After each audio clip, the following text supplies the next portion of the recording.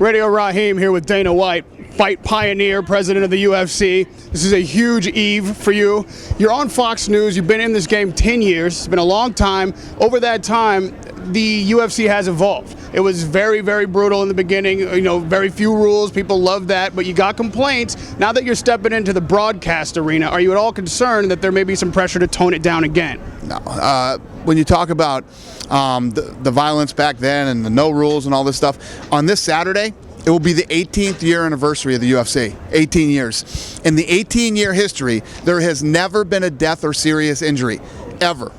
Cheerleading can't say that, okay? So, you know, I think what we're going to have a situation where, yeah, you might flip around on the channel and you might not be a fan. You know what you do?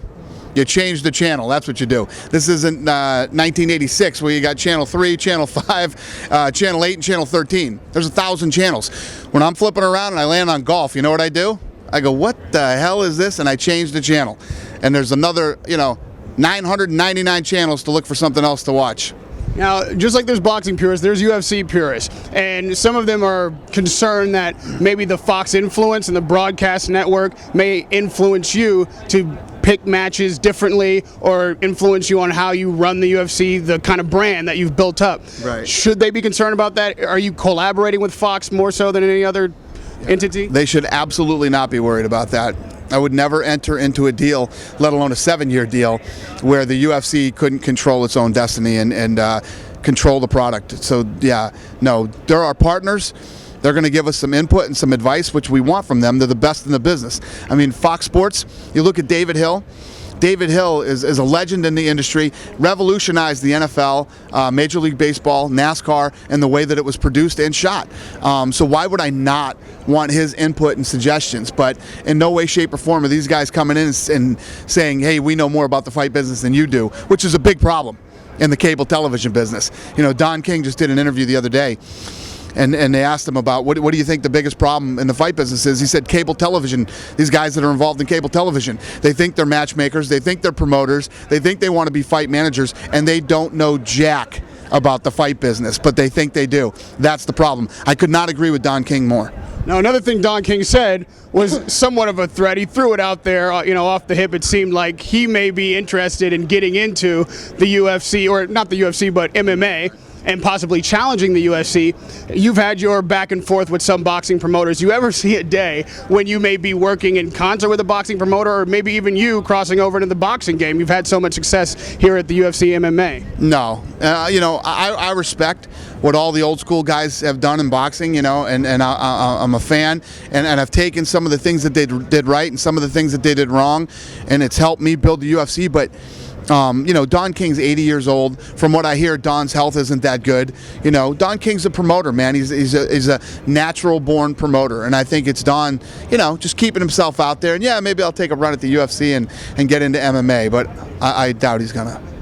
On Saturday, you're not going to be going head up against Bob Arum and Pacquiao. They're going to come on a little later than you, but there has been this back and forth. Have you settled that bad blood at all? You seem to be kind of backing off some of those statements. No, I'm not backing down off of anything. Bob Arum's an idiot. He's a moron. I can't stand him, but I'm a Manny Pacquiao fan. And yes, Saturday night, we're going to go on 6 o'clock on the West Coast, 9 o'clock on the East Coast. We're going to be an hour. You can see the UFC Heavyweight Championship of the World for free on Fox. Then an hour later, Manny Pacquiao will walk out and he'll fight. And I hope, because it's a big night of fights, that everybody stays home. I hope Manny Pacquiao makes $1 billion. I hope they do an incredible pay-per-view. The only downside to that is that Bob Arum actually gets a piece of that money too. And I'm a huge Manny Pacquiao fan and the biggest non-Bob Arum fan. Just to give you a chance to respond to his criticism, he says the only reason you can do UFC on Fox and have this kind of success is because you don't pay your fighters, because they only get 20% at the most of the purse. You're keeping all the money, and you're forcing these guys into fights that they don't have any recourse. How do you respond to that? Right. Well, Bob Arum has no clue what we pay our fighters, okay? He couldn't be any more wrong. Bob Arum's doing, he's got one guy, and he'll take and have other guys fight that guy. One guy that's making that kind of money. Bob Arum doesn't have a roster as deep as mine, where he's employing these guys, and these guys are fighting 3 to 4 times a year. He's not bringing up any new talent the way that we are. Bob Arum shut down his gym in Las Vegas. He doesn't even have a gym anymore. You know, this guy knows nothing about this business. He knows nothing about the fans who watch it, the demographic, the money that's involved, what the fighters make. You know, Bob Arum just talks, and everything he says is wrong, and he makes absolutely no sense. Thank you, Dana White. Good luck on Saturday, November 12th, Fox broadcast live, UFC.